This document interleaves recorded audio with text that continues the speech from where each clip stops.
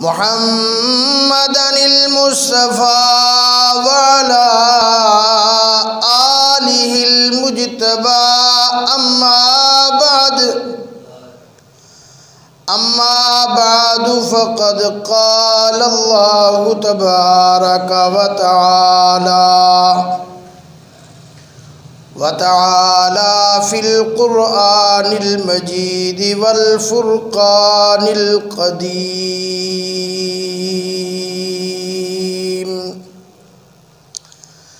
أعوذ بالله من الشيطان الرجيم. بسم الله الرحمن الرحيم.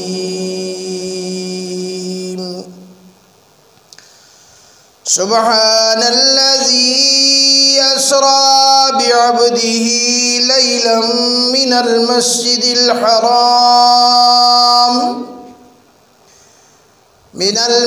الحرام إلى المسجد الأقصى الذي باركنا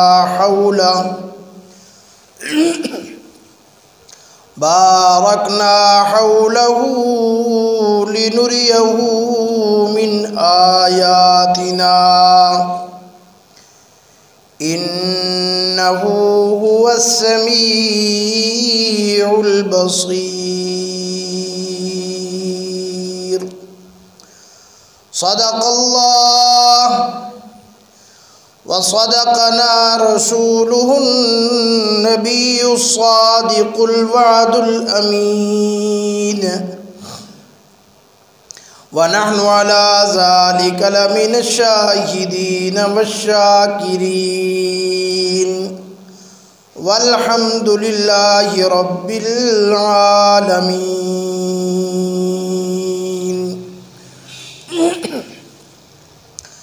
یا الہی آج ہمیں صدیق سا ایمان پیدا کر، عمر فاروق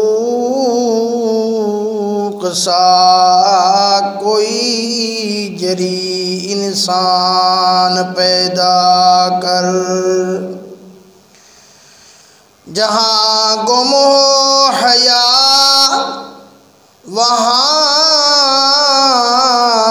عثمان پیدا کر، علی المرتضیٰ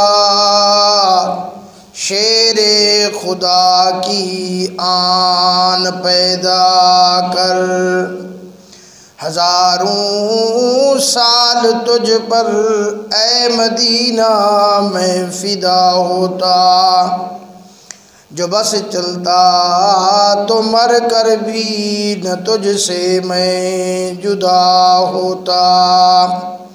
سارے حضرات محبت کے ساتھ بآواز بلند عبادت کی نیت کے ساتھ نماز والا درود شریف پڑھ لیں.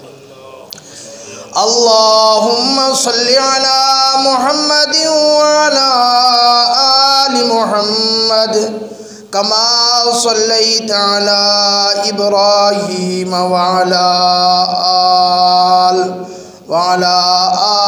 ابراہیم انکا حمید مجید. اللہم بارک علی محمد وعلی آل محمد کما بارکت علی ابراہیم وعلی آل ابراہیم انکا حمید مجید.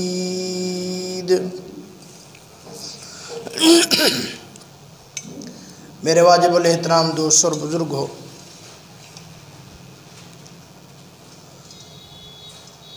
گزشتہ کئی جمعوں سے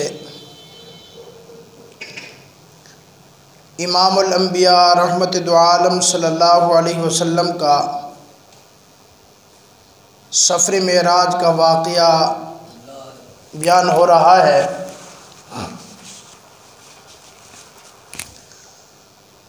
آج بھی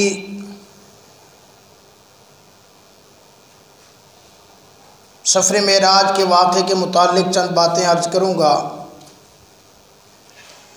دعا فرمائیں کہ اللہ رب العالمین کما حقہ بیان کرنے کی توفیق عطا فرمائیں، سننے اور سنانے کے بعد آپ کو اور مجھے عمل کرنے کی توفیق عطا فرمائیں۔ پچھلے جمعہ میں نے عرض کیا تھا کہ رحمت دو عالم صلی اللہ علیہ وسلم کو بیت المقدس کے بعد آسمانوں کے اوپر لے جایا گیا۔ ہر آسمان کے اوپر اللہ کے ایک پیغمبر سے، دو پیغمبروں سے ملاقات ہوئی، پھر اس کے اوپر آگے پھر سدرۃ المنتہا پر حضرت جبریل علیہ السلام رک گئے۔ پھر اللہ رب العالمین سے ملاقات، پھر راز و نیاز کی باتیں،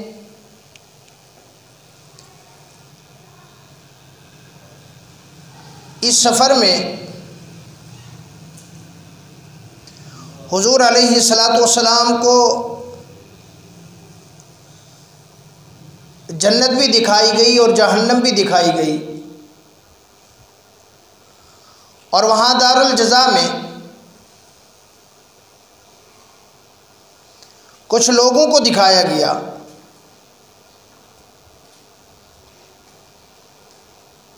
تو امام الانبیاء صلی اللہ علیہ وسلم نے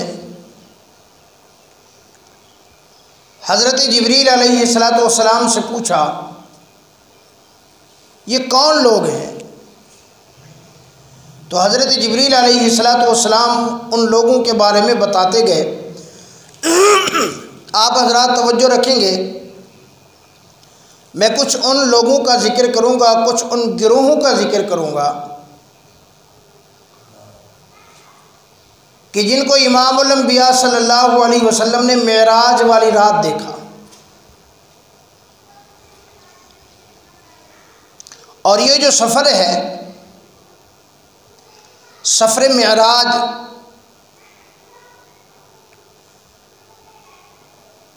مکہ مکرمہ سے لے کر بیت المقدس تک، یہ تو براق کے ذریعے ہوا، اور آگے جو سفر ہوا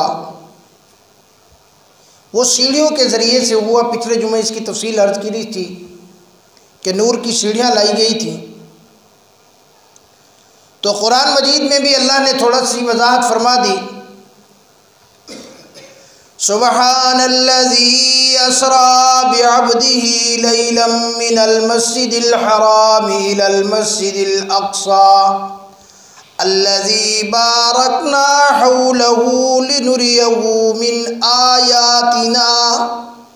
فرمایا اللہ رب العالمین پاک ہے جس نے اپنے بندے کو سیر کرائی رات کے ایک حصے میں، مسجد الحرام الی المسجد الاقصی، مسجد حرام سے مسجد اقصی تک۔ اس کے بعد پھر اللہ پاک نے اپنی نشانیاں دکھائیں، لنریہ من آیاتنا، ان نشانیوں میں سے فرمایا امام الانبیاء صلی اللہ علیہ وسلم کا گزر ہوا ایک ایسے گروہ کے اوپر۔ فرمایا وہ گروہ ایسا تھا کہ ان گروہوں کے پیٹوں کو فرمایا جہنم کے انگاروں سے بھرا جا رہا تھا، اور ان کے پیٹ بڑے بڑے تھے، اور ان کے یہ جو ہونٹ تھے وہ نیچے لگے ہوئے تھے، اور جو ان کے اوپر والے ہونٹ تھے یہ اوپر کو گئے ہوئے تھے۔ امام الانبیاء صلی اللہ علیہ وسلم نے ان کو دیکھا اس حالت کے اندر، ان کے اوپر اس عذاب کے اندر۔ امام الانبیاء صلی اللہ علیہ وسلم نے پوچھا، فرمایا جبریل یہ کون لوگ ہیں؟ یا رسول اللہ یہ وہ لوگ ہیں جو دنیا کے اوپر ناجائز مال کھاتے تھے، جو یتیموں کا مال کھا جاتے تھے، نہ حق مال کھاتے تھے، حرام کھاتے تھے۔ اللہ کے قرآن نے بھی ایک اور جگہ ارشاد فرمایا، ان الذین یأکلون اموال الیتامی ظلما انما یأکلون فی بطونہم نارا۔ فرمایا جو لوگ یتیموں کا مال کھاتے ہیں، اموال الیتامی ظلما، انما یاکلون فی بطونہم نارا، وہ یتیموں کا مال نہیں کھاتے جو کسی کا ظلماً مال کھا جاتے ہیں، وہ ان کا مال نہیں کھاتے۔ فی بطونہم نارا، فرمایا وہ اپنے پیٹوں میں جہنم کی آگ کو بھرتے ہیں۔ تو امام الانبیاء رحمت دو عالم صلی اللہ علیہ وسلم نے اپنی آنکھوں مبارک سے دیکھا، اور حضرت جبریل علیہ السلام نے بتایا یا رسول اللہ یہ وہ لوگ ہیں۔ تو میرے بھائیو، دوستو اور بزرگوں، آج ہم بھی توجہ کریں، آج ہم بھی غور کریں۔ دنیا کے اوپر کتنے ایسے لوگ ہیں، ہمارے ایسے رشتہ دار ہیں، کیا میں تو اس کے اندر ملوث نہیں ہوں؟ بہت سارے لوگوں کو دیکھا گیا جب ان کے والدین وفات پا جاتے ہیں، اکثر وہ بھائیوں میں تو حصہ تقسیم کر دیتے ہیں، بہنوں کو حصے سے محروم کر دیتے ہیں، کیونکہ ان کی بہن یہ یتیم ہے۔ یہ بھی اس وعید کے اندر آئیں گے۔ اور لوگوں یاد رکھنا، کسی کا حق اگر ہے تو دنیا کے اوپر دے کے چلے جانا، ورنہ اللہ کی قسم آگے جو حق دینا پڑے گا وہ بہت مشکل ہے۔ امام الانبیاء رحمت دو عالم صلی اللہ علیہ وسلم جیسی ذات، فرمایا آخر کے اندر خطبے میں ارشاد فرما رہی ہیں، بہت بیمار ہیں، بالکل کمزور ہیں، صحابہ کے آسرے چل کے آئے، فرمایا مسجد نبوی میں صحابہ کو جمع کرو۔ صحابہ کو جمع کیا گیا، سارے کے سارے صحابہ جمع ہوئے۔ فرمایا جب سارے صحابہ جمع ہوئے، امام الانبیاء رحمت دو عالم صلی اللہ علیہ وسلم نے ارشاد فرما دیا، فرمایا او میرے غلامو، او میرے یارو، میں محمد رسول اللہ نے تمہارے ساتھ زندگی گزاری ہے، اگر میں نے کسی کا حق دینا ہو، اگر مجھ سے کسی نے کوئی بدلہ لینا ہو، اگر کسی نے مجھ سے کوئی حق لینا ہو، آ کر آج مجھ محمد رسول اللہ سے یہاں وصول کر لے۔ میں محمد الرسول اللہ یہاں دنیا کے اندر دے کے جاؤں گا، قیامت والے دن مجھ سے اللہ کی دربار میں مطالبہ نہ کرنا۔ اللہ اکبر۔ ایک صحابی رسول کھڑے ہو جاتے ہیں، فرمایا کھڑے ہو کر عرض کرتے ہیں یا رسول اللہ میں فلاں جنگ کے اندر تھا، آپ نے اپنے ہاتھ مبارک سے میری کمر کے اوپر ایک کوڑا مارا تھا، آج میں وہ بدلہ لینا چاہتا ہوں۔ صحابہ تڑپ گئے، سارے صحابہ جان دینے کے لیے تیار، اس صحابی رسول کی خدمت میں عرض کر رہے ہیں او اللہ کے بندے تم ہم سے بدلہ لے لے۔ حضرت ابو بکر صدیق جیسا دیوانہ بھی کھڑا ہو گیا، حضرت عمر فاروق کھڑے ہو گئے، عثمان غنی کھڑے ہو گئے کہ ہمیں تو 100 کوڑا ہمارے جسم کے اوپر مار لے۔ انہوں نے کہا نہیں۔ اللہ اکبر۔ تو آگے لایا گیا، یا رسول اللہ وہ جو کوڑا فرمایا آپ کے پاس تھا، حضور صلی اللہ علیہ وسلم نے فرمایا او علی المرتضی جا وہ کوڑا تیرے گھر ہے، وہ کوڑا لے کے آ۔ فرمایا حضرت علی المرتضی نے گھر بھیجا کوڑا لینے کے لیے۔ اما فاطمہ رضی اللہ تعالیٰ عنہ کو پتہ چلا، تڑپ اٹھی، تڑپ کے کہا جاؤ آج علی المرتضی کو کہو او علی المرتضی میں نے کبھی آپ سے کوئی چیز نہیں مانگی، میں نے کبھی کسی چیز کا کوئی سوال نہیں کیا، میں نے آج سے آپ سے کبھی کسی چیز کی فرمائش نہیں کی، آج میں کہتی ہوں کہ اپنی جان دے دینا، میرے بیٹے حسن و حسین کو اس صحابی رسول کا غلام بنا دینا، لیکن یاد رکھنا میرے ابا کے جسم پر کوڑا نہیں لگنا چاہیے۔ حضرت علی المرتضی اس صحابی رسول کے سامنے فرمایا میرے حسن اور حسین کو غلام بنا لو، میں تو ساری زندگی تمہاری غلامی کروں گا، تو کوڑا میرے اوپر استعمال کر لے۔ انہوں نے کہا نہیں، مختصر میں عرض کرتا ہوں کہ وہ صحابی رسول کوڑا لے کر حضور صلی اللہ علیہ وسلم کے پاس آئے، یا رسول اللہ جب آپ کے ہاتھ مبارک میں کوڑا تھا میرے جسم کے اوپر قمیض نہیں تھا، آپ کے جسم مبارک پر تو کپڑا ہے۔ حضور نے فرمایا او صدیق میرے جسم سے کپڑا ہٹا دو۔ اللہ اکبر۔ کون؟ صدیق اکبر۔ دیکھو معراج کی رات جس صدیق اکبر نے حضور صلی اللہ علیہ وسلم کے پاؤں مبارک کے اوپر نکیلے پتھر برداشت نہیں کیے، آج کس طرح میرے آقا کے جسم پر کوڑا برداشت کر سکتا ہے؟ فرمایا صدیق میں کہہ رہا ہوں کپڑا ہٹا دو۔ فرمایا کپڑا ہٹایا، وہ صحابی رسول دیوانہ وار سردار دوڑ کے آئے، آ کر حضور صلی اللہ علیہ وسلم کی مہر نبوت کو بوسہ دیا، بوسہ دے کے رو کے عرض کیا یا رسول اللہ مجھے معاف کرنا، میں اللہ سے دعا مانگتا رہا، میں آپ کے مہر نبوت کو بوسہ دینا چاہتا تھا مگر کوئی موقع نہیں ملا، آج میں نے کہا کہ مجھے موقع ہے میں حضور صلی اللہ علیہ وسلم کی مہر نبوت کو بوسہ دے لوں۔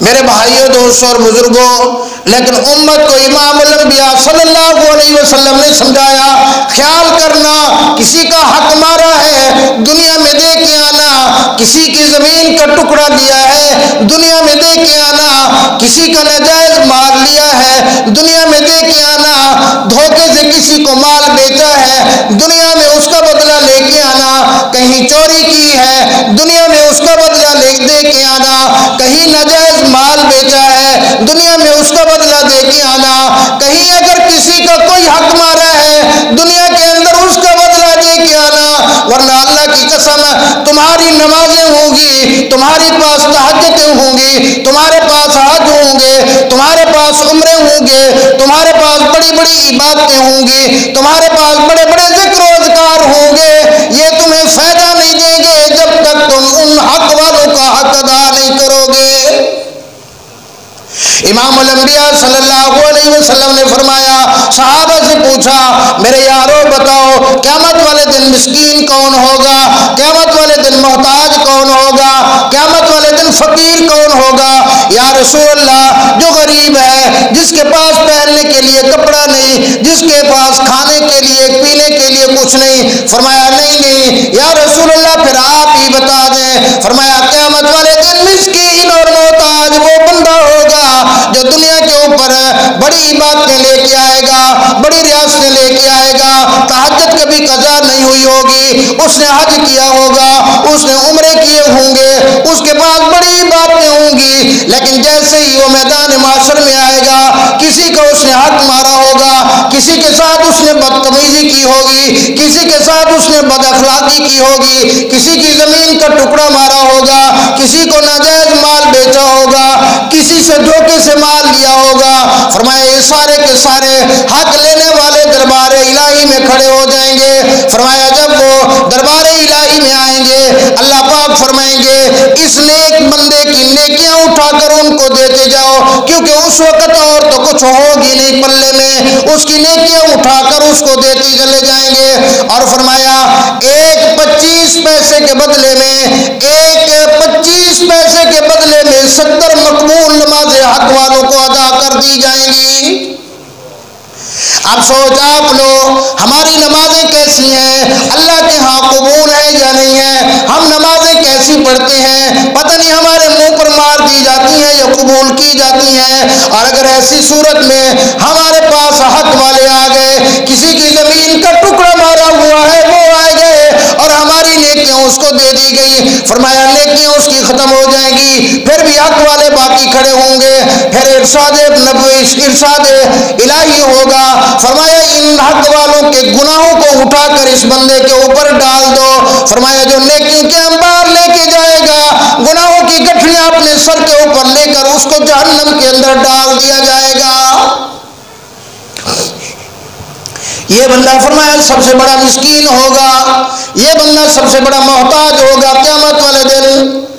اکثر لوگ آج اس بات کی توجہ نہیں کرتے، لوگوں اپنی بیٹیوں کو حق نہیں دیتے، اپنی بیٹیوں کو زمین میں حصہ نہیں دیتے، اپنی بیٹیوں کو مکان میں حصہ نہیں دیتے، اپنی بیٹیوں کو کہتے ہیں ہے دوسرے کے بچے آ کر کھائیں گے، یہ دوسروں کے پاس مال چلا جائے گا، یہ دوسروں کے پاس کیوں جائے۔ یاد رکھنا قیامت والے دن اس وقت تک تو میدان محشر سے نہیں ہل سکے گا جب تک تو اس بات کا جواب نہیں دے دے گا۔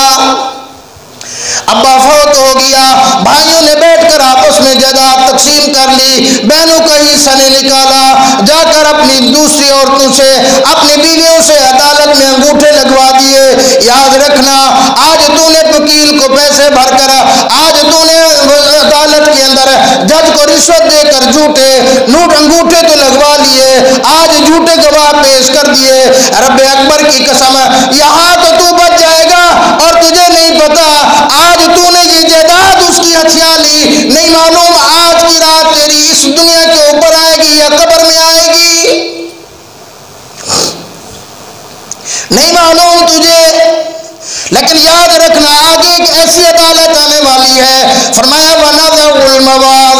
القسط لیوم القیامت فلا تظلم نفس شیئا. فرمایا اللہ کا عدل و انصاف والا ترازو لگے گا، وہ ایسا ترازو ہوگا وہاں کوئی رشوت نہیں ہوگی، وہاں کوئی سفارش نہیں ہوگی، وہاں کوئی بڑے آدمی نہیں آئیں گے. فرمایا وہاں عدل و انصاف ہوگا.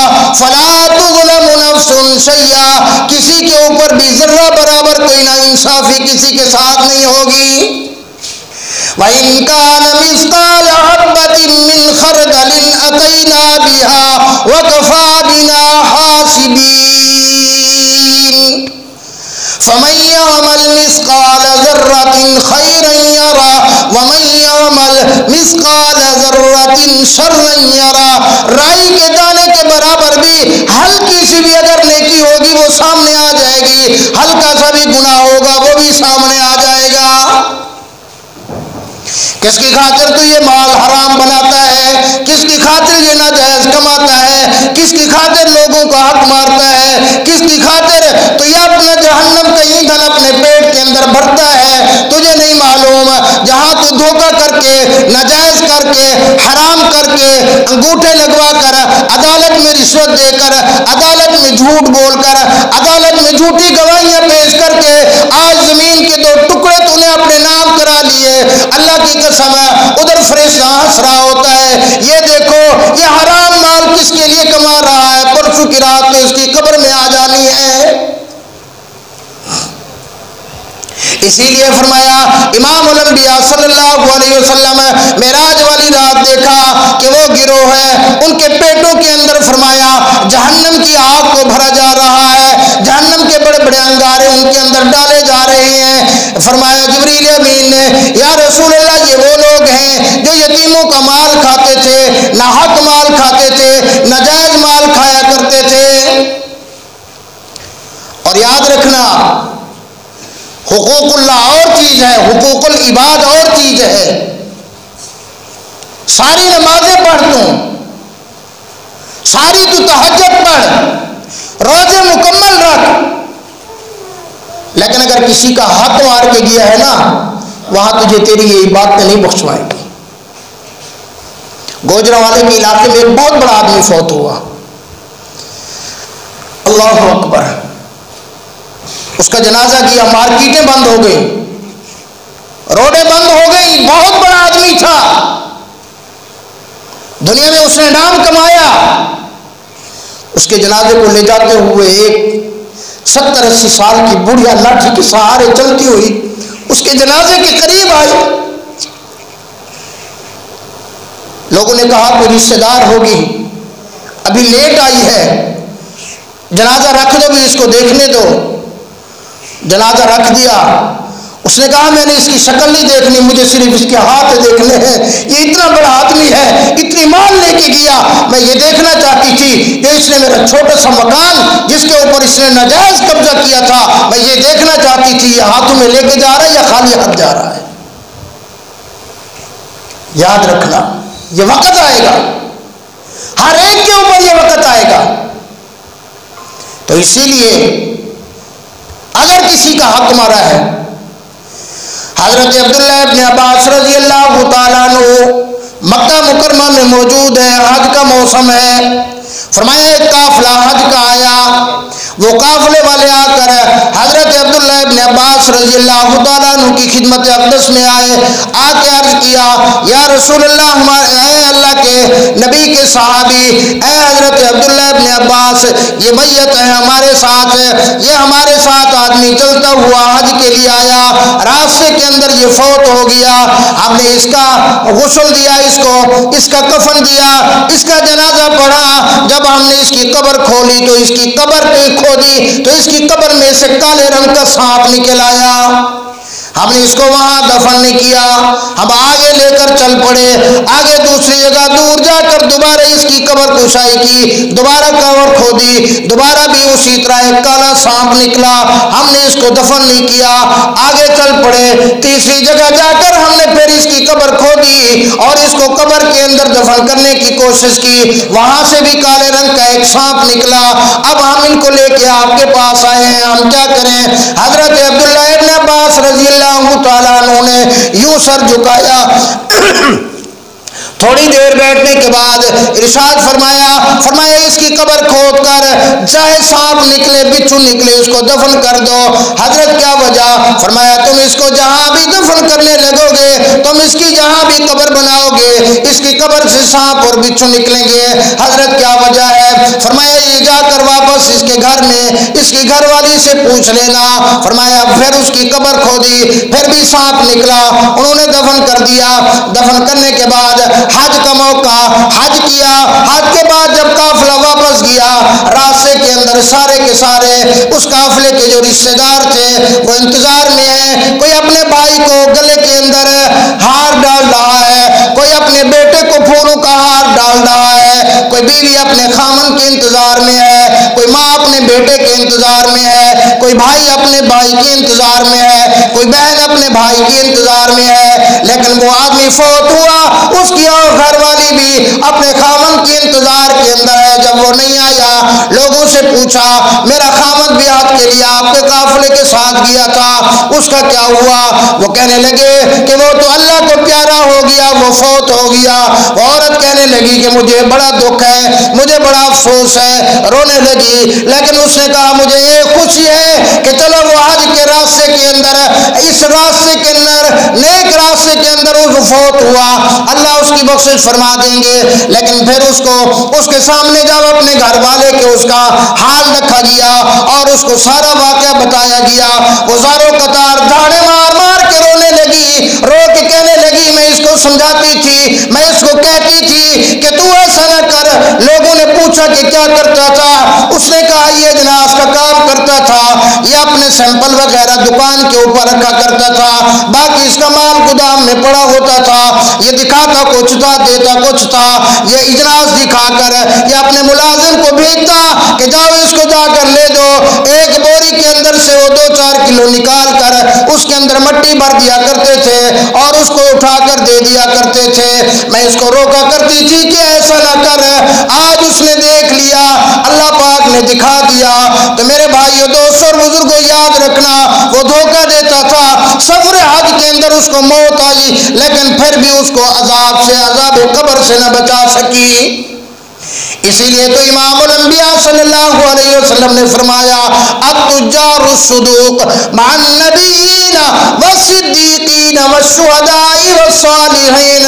فرمایا جو سچے تاجر ہوں گے جو ایماندار تاجر ہوں گے جو ایمانداری کے ساتھ اپنی تجارت کرتے ہیں وہ اللہ کے نبی کے ساتھ اٹھیں گے.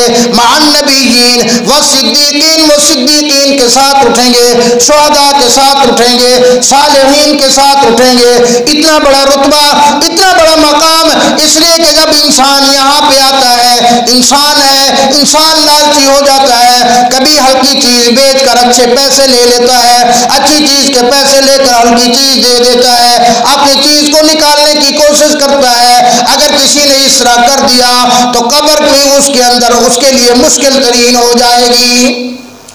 تو اسی لیے میں عرض کر رہا تھا امام الانبیاء صلی اللہ علیہ وسلم نے ان گروہوں کو دیکھا. فرمایا ان میں سے ایک گروہ وہ تھا جو لوگ یتیموں کا مال کھاتے تھے جو لوگوں کا مال کھاتے تھے ظلمن لوگوں سے مال لیا کرتے تھے دھوکے سے لوگوں کا مال لیا کرتے تھے. امام الانبیاء صلی اللہ علیہ وسلم آگے چلے. فرمایا آگے گروہ کو دیکھا خون ہے خون کے دریا کے اندر وہ تیر رہے ہیں بڑے بڑے پتھر کھا رہے ہیں. امام الانبیاء صلی اللہ علیہ وسلم نے فرمایا جبریل یہ کون لوگ ہیں؟ یا رسول اللہ یہ وہ لوگ ہیں جو دنیا کے اوپر اپنے مال کی زکوٰۃ ادا نہیں کیا کرتے تھے. اور فرمایا ان کے چہروں کے اوپر ان کے پشت کے اوپر جہنم کے داغ دیے جا رہے تھے. اور فرمایا یہ قرآن کی آیت بھی ہے والذین یکنزون الذهب والفضة ولا ينفقونها فی سبیل اللہ.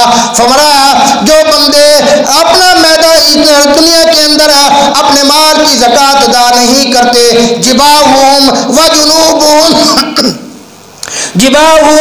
وجنوبہم وظہورہم ھذا ما کنزتم لانفسکم فذوقوا ما کنتم تکنزون.